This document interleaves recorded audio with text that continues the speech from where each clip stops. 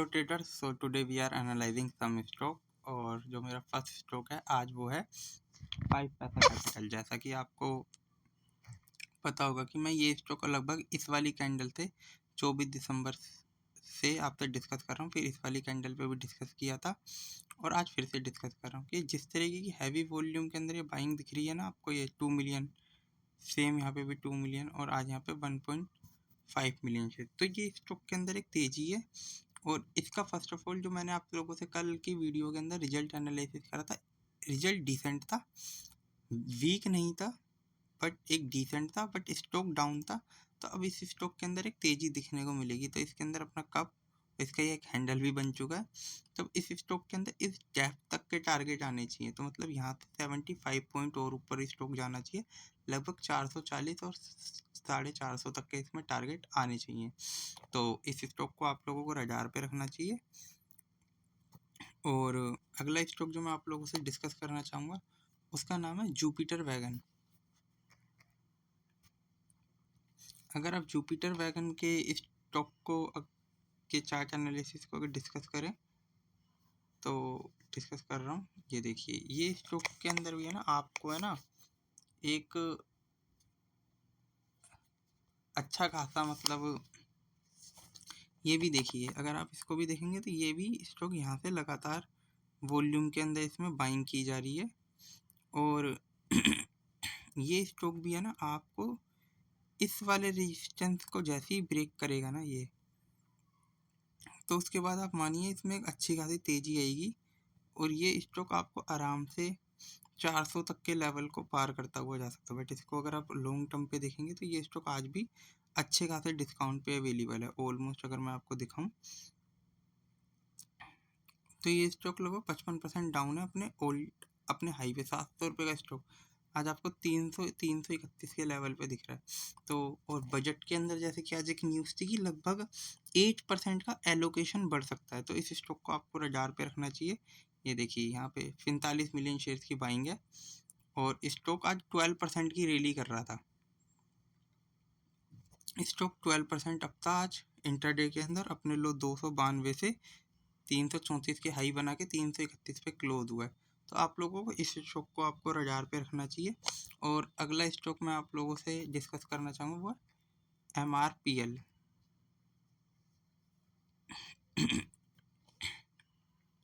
तो इस स्टॉक के अंदर भी जो तेजी का मेन रीज़न था, वैसे तो ये स्टॉक मैंने आपसे पहले ही डिस्कस किया होगा, मुझे उसकी तारीख याद नहीं है, बट मैंने आपसे कहा था कि ये स्टॉक है ना, ये एक कप जैसे बना दिया ना, ये देखिए ये यहाँ पे कप और हैंडल बना दिया। अब इसके टारगेट जो आपको इसकी डेप्थ के लिए देखूँ तो यहाँ से 200 तक के लेवल के आसपास आते हैं। बट यहाँ पे अगर मैं देखूँ तो कोई मेजर रेजिस्टेंस ही नहीं है।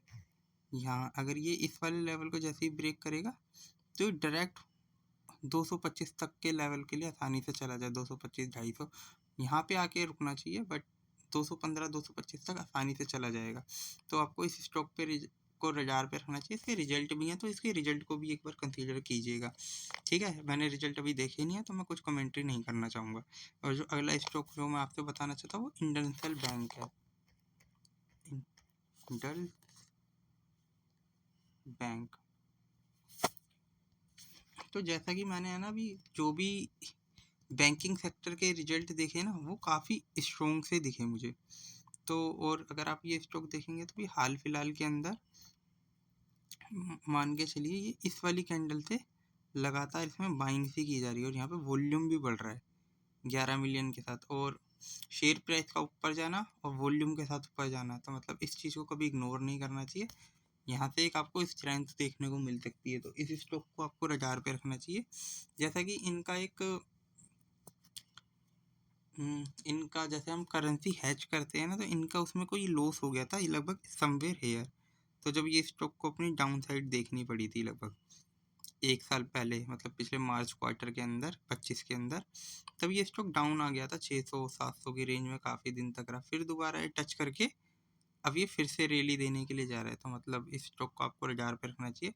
और इस टाइम मैं सच्ची बताऊं तो bank of Maharashtra, union bank, banking sector के अंदर रिजल्ट अच्छे आए हैं, मतलब जो PSU से रिलेटेड है।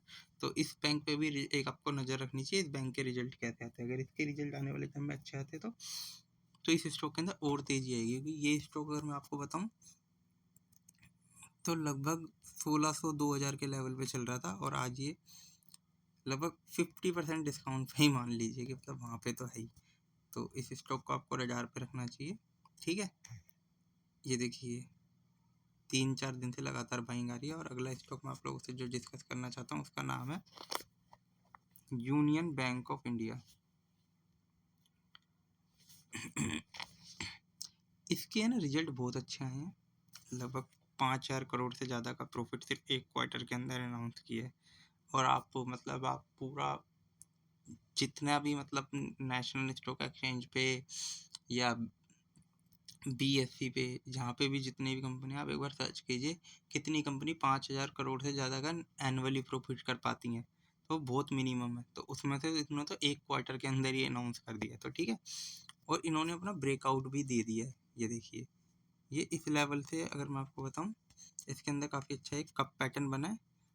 और अगर आप इसको यहाँ पे भी कप मानेंगे तो कप विथ हैंडल पैटर्न बन गया है। मैं इसको ड्राइंग को हटाता हूँ, फिर आपको दिखाता हूँ। ये एक कप बना के ये एक हैंडल बना दिया, और इसी डेप्थ के हिसाब से अगर मैं देखूँ तो यहाँ से 60, तो इस लेवल के ऊपर 60 पॉइंट मतलब 210 के लेवल आसानी से आने चाहिए इस स्टॉक के अंदर। तो इस स्टॉक को आपको रडार पे रखना चाहिए। और जो नेक्स्ट और आखिरी स्टॉक मैं आप लोगों से डिस्कस करना चाहता हूँ वो एंजल वन।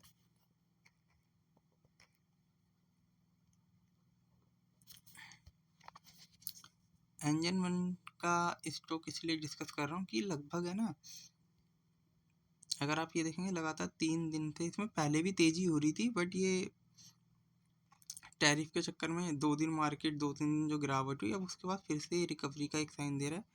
और अगर आप ये देखेंगे तो यहाँ पे एक छोटा डब्लू टाइप का बना रहा है, मैं आपको दिखाता हूँ, ये ड्राइंग सारी क्लियर करता हूँ।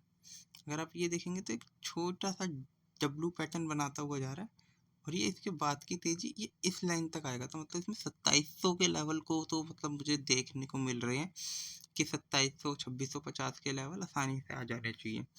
और अगर आप देखेंगे तो ग्रो के भी रिजल्ट थोड़े ठीक हैं, 5 पैसा कैपिटल के भी अच्छे हैं, और मे बी आनंद राठी के भी रिजल्ट ठीक ठाक थे। तो इसीलिए मुझे लगता है कैपिटल मार्केटिंग के अंदर जो कंपनी है इनके रिजल्ट अच्छे आएंगे, तो इस स्टॉक को आपको रडार पे रखना चाहिए। तो थैंक यू गाइस, जो भी स्टॉक मैंने आप लोगों से डिस्कस करे हैं उसमें मेरी खुद की पोजीशन भी हो सकती है, मैं आने वाले टाइम में बना भी सकता हूँ। और जो भी स्टॉक डिस्कस किए गए हैं किसी भी तरह की बाइंग और सेलिंग रिकमेंडेशन नहीं है। मेरे चैनल को लाइक करें, सब्सक्राइब करें, सनम ट्रेडिंग। Okay bye.